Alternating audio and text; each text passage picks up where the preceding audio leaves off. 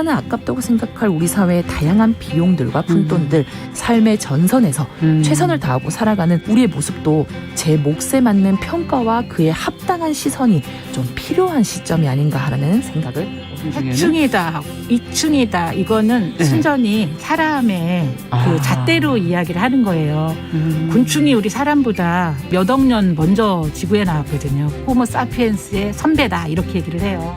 남성의 입장에서 여성의 입장을 이해하는 사람인 거죠. 그래서 사실 이 역지사지의 태도가 한국 사회로 지금 필요한 것이 아닌가 그런 생각이 들고요. 세상을 보는 따뜻한 시선, 정용실의 뉴스 브런치.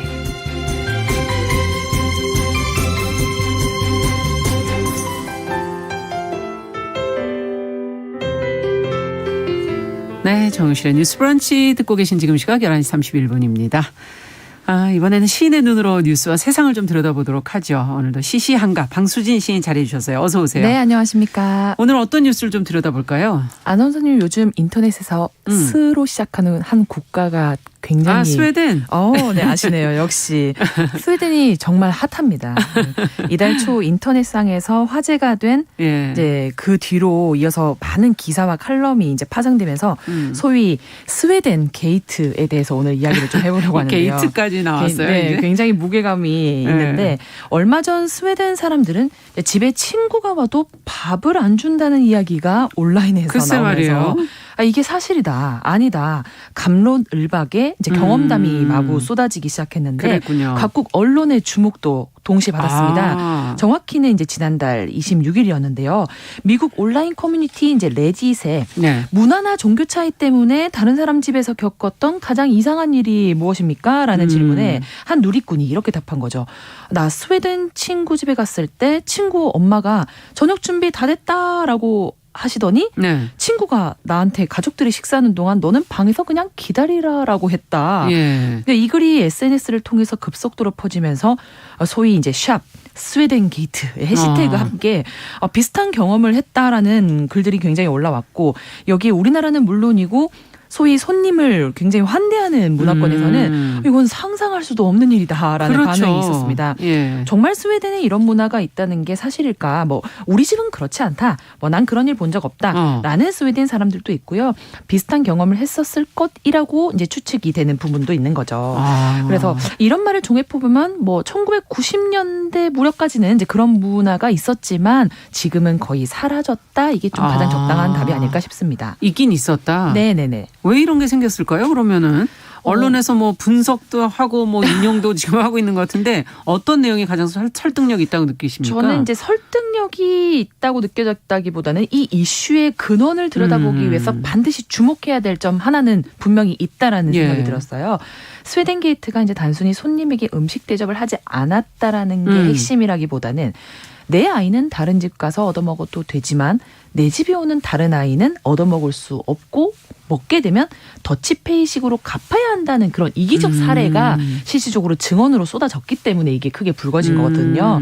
근데 물론 이런 사례들이 식문화 전체 경험담 중에서는 소수에 속할 사례겠지만 정말 이게 사실이라면 손님 접대에 대한 강한 인식을 가지고 있는 문화권에서는 정말 충격일 수밖에 없다는 생각이 듭니다.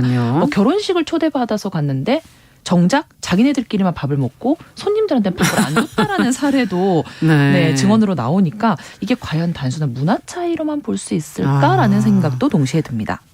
식사 시간에 가족끼리만 밥을 먹는 게 환대하지 않는다는 의미일까? 하여튼 그런 여러 가지 생각도 들고 또 스웨덴 대사가 소개하고 있는 피카라는 문화가 또 있다 그래요. 스웨덴 안에는. 네, 맞습니다. 이제 이런 논란이 전 세계적으로 커지면서 스웨덴 대사가 이제 스웨덴 문화를 소개하기 위해서 이 피카 문화를 소개한 거예요.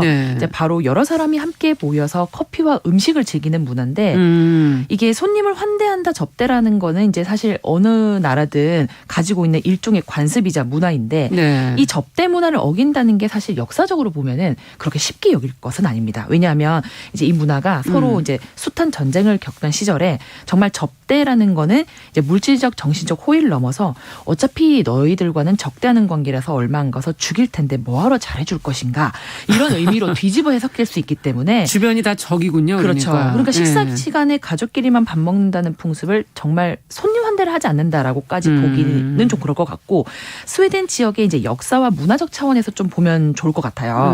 그 뉴욕 타임즈에 이제 게재된 한 교수님의 의견을 보면 과거 스웨덴은 추운 기후 탓에 식량이 넉넉하지 않았기 때문에 그랬겠죠. 식사 대접하는 문화가 없었을 것이다. 이런 추측도 있었고 또한 다른 집 아이에게 식사를 제공하는 게 오히려는 그 가족을 좀 존중하지 않는 행위이다. 왜냐하면 이제 굉장히 스웨덴 사람들은 독립성이 강한데 다른 집 자녀에게 밥을 주면 그 부모의 부양 능력을 무시하는 것과 같다. 아, 그렇게 생각 안 하는데. 저희는 전혀 그렇게 생각하지 않는데 이제 그런 추측도 나온다는 거죠. 그렇군요. 혹은 뭐 놀러 온 아이가 가족들과 이미 식사 약속이 될 수도 있는데 우리가 주는 것이 또 배려가 아닌 거 아닐 수 있다. 네, 이런 말도 있었습니다. 네, 어쨌든 정말 이 식사 대접 저는 또 아프가니스탄 같은 경우는 열악한데도 불구하고 그럼요. 손님을 너무 만날 수가 없으니까 너무 귀하게 여긴다 도리어 네. 그렇게 또 하는 지역도 있어서 천차만별인 것 같고 어디는 또 음식을 남기면은 안 된다. 아니 남겨야 된다. 그 뭐 음식 남기는 거 하나만 봐도 천차만별이잖아요. 맞습니다. 이런 경험은 아무래도 방수진 씨도 해외 생활 많이 해보셔서 많이 느끼셨을 거 아니에요. 네, 저는 진짜 정말 많이 했었었고 네. 그래서 조금 스웨덴 게이트 얘기 들었을 때 좀 의아하긴 했습니다. 제가 겪었던 거랑은 좀 달라서 저도 이제 중국 친구네 본가에 식사 초대를 받아서 많이 갔었는데 네. 두 가지 지점에서 좀 충격을 받았어요. 왜요? 식당에 대접을 받으러 가면 이제 중국 친구들이 정말 주문을 엄청나게 해줘요. 그러니까 정말 다 먹을 수 없을 정도의 양을 네. 이제 주문을 해주는데 저는 이제 성의를 생각해서 다 먹어야지. 우리 한국은 또 남기면은 예의가 아니잖아요. 그래서 예의가. 막 정말 막 배 터지게 먹었는데 나중에 이제 보니까 오히려 그렇게 다 먹는 게 주인 입장에서는 내가 대접한 음식이 부족했구나라는 생각이 들게 하기 때문에 오히려 예의가 아니라고 하더라고요. 남겨야 되는 거예요? 오히려 그쪽은? 많이 남겨야 된다. 많이. 그래서 내가 배부르고도 남을 만큼 풍족하게 음식을 대접했구나라는. 대신에 음식 쓰레기가 엄청 나죠. 그래서 약간 좀 이게 소위 말하는 이제 보여주기식의 그런 분도 없잖아 있다라고 얘기도 듣는데 또 하나는 정말 저는 이거는 제 친구들한테도 많이 말한 얘기인데 이게 한국 문화하고는 좀 많이 다른 것 같아요. 네. 음식의 이제 위치와 각자의 몫에 대한 어떤 문화적 차이도 있더라고요. 그러니까 예를 그게 들면 무슨 말이에요? 한 접시에다가 음식을 같이 놓고 손님을 대접해서 먹었을 때 은연중에 이제 중국 사람들은 바로 내 정면 앞에 있는 요 부분만 내 몫이라고 생각하는 경향이 있다는 거죠. 저쪽에 마시는 게 있는데 못 먹어요? 못 먹는 거죠. 예를 들면 한 그릇이 있으면 그릇에도 4분의 1로 나눴을 때 위쪽에 내가 좋아하는 재료가 있을 수도 있는데 네. 그걸 떠먹는 게 예의가 아니라는 거죠. 왜냐하면 내 앞부분까지만 내 몫이기 때문에. 어머. 그래서 저는 그것도 모르고 제가 좋아하는 막 가지 이런 게 있어서 막 떠먹었더니 친구가 탁탁 찌르면서 야, 중국에서는 그거 예의 아니야. 그럼 어떻게 네 돼? 몫이 아니잖아. 그러니까 기다려야 돼요? 먹고 싶어도 참으라는 거죠. 그 부분을 먹지 마라. 근데 제가 그 중국 현지에 가서 실제로 뭐 현지인들과 소통하면서 뭐 이렇게 밥도 얻어먹고 하는 그런 촬영도 있었지 않습니까? 네. 그때 정말 환대를 많이 받았었거든요. 그래서 저는 참 여러 가지 이번 스웨덴 게이트를 통해서 참 다양한 생각이 들었던 것 같습니다. 그러네요. 정말 너무나도 다른 이 각 나라의 문화 차이를 어떻게 받아들여야 될까요? 뭐 어떤 시각으로 받아들이는 게 좋은 태도고 또 이걸 한번 고민해 봐야 되는 거 아닌가요, 우리는? 맞습니다. 그 중국 속담에 이런 말이 있습니다. 루샹 수이수. 이게 뭐냐면 네. 그 고장에 가면 그 풍속을 따라라. 로마에 가면 로마법을 따라라라는 중국의 속담과 같은 네. 건데 이게 이제 타국의 문화를 접했을 때 우리가 대부분 이런 반응을 해요. 뭐야? 이해가 안 돼. 이상하네. 이런 그렇죠. 반응을 해요. 그런데 이게 문화 차이라는 게 부정적으로 발전되면 상대방과의 갈등을 피할 수가 없습니다. 그래서 맞아요. 이런 피드백을 사실 즉시 던지는 행위를 좀 삼가하고 그 나라에서는 그럴 수도 있겠네요. 혹은 흥미롭습니다. 혹은 그 이유와 배경에 대해서 좀 얘기해 볼까요? 알려주세요. 이렇게 네. 오픈형 피드백이 필요하지 않나. 그래서 요 과정을 통해서 오히려 배움과 시야를 확장하는 도구로서 저는 사용하면 좋겠다. 근데 물론 뭐 이렇게 인간의 근본 가치를 침해하는 그런 일종의 문화들도 있다고 들었어요. 그런 부분은 좀 반성 좀 고찰을 해보겠지만 대부분은 이런 오픈형 피드백이 좋지 않을까. 그러네요. 생각됩니다. 정말. 그렇게 바로 얘기가 잘 안 나가서 그렇지. 그렇죠. 노력이 필요하네요. 노력해야겠습니다. 네.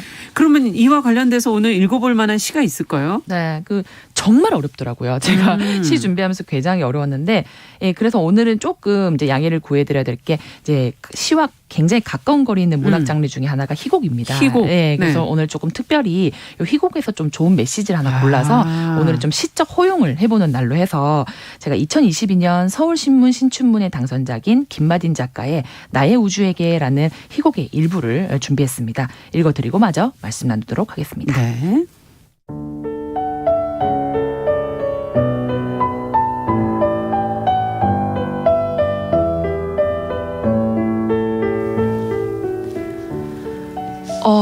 모든 별엔 중력이 존재해.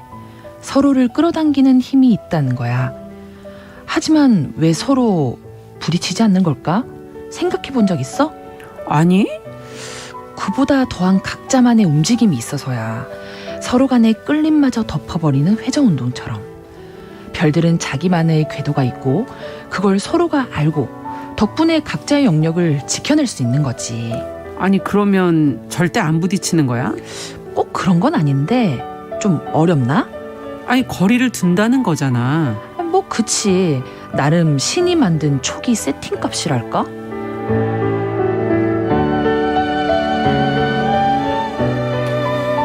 이해하려고 노력도 해봤어. 근데 내가 널 무슨 수로 이해할 수 있을까? 넌 항상 참으라는 듯이 말하잖아. 우주의 원리, 별의 규칙 같은 이상한 소리나 늘어놓고. 야, 기억은 나? 어떤 생각이 드냐면 넌 이제 나랑 다른 세상에 사는 존재 같아. 그래, 네가 보기엔 내가 다른 세상을 살아가는 것처럼 느껴질 수도 있겠다. 예전의 지식으론 나처럼 우주를 여행하는 게 불가능하니까. 원래 인간이란 거 자체가 본인이 이해할 수 없으면 틀리거나 다른 존재인 걸로 규정해버리잖아.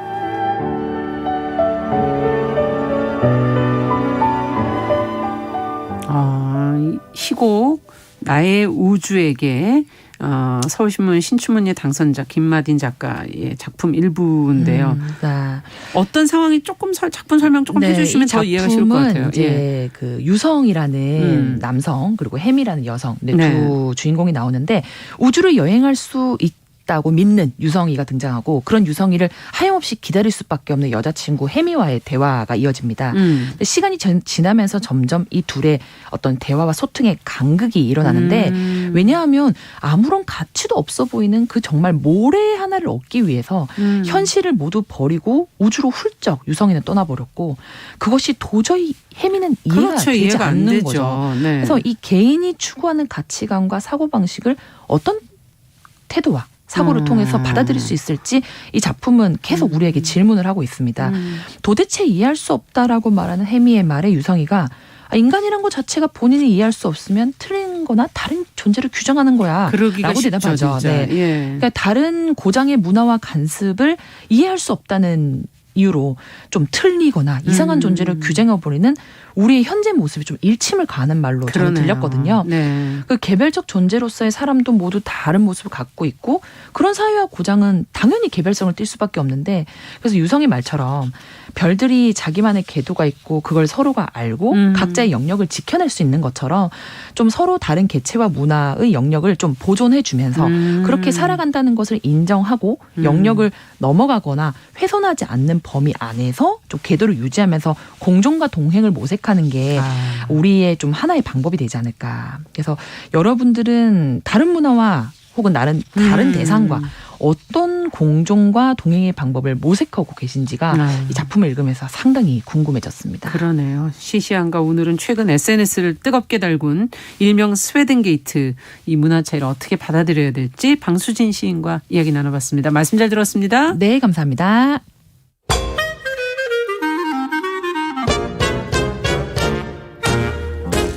모두가 행복한 미래 정용실의 뉴스 브런치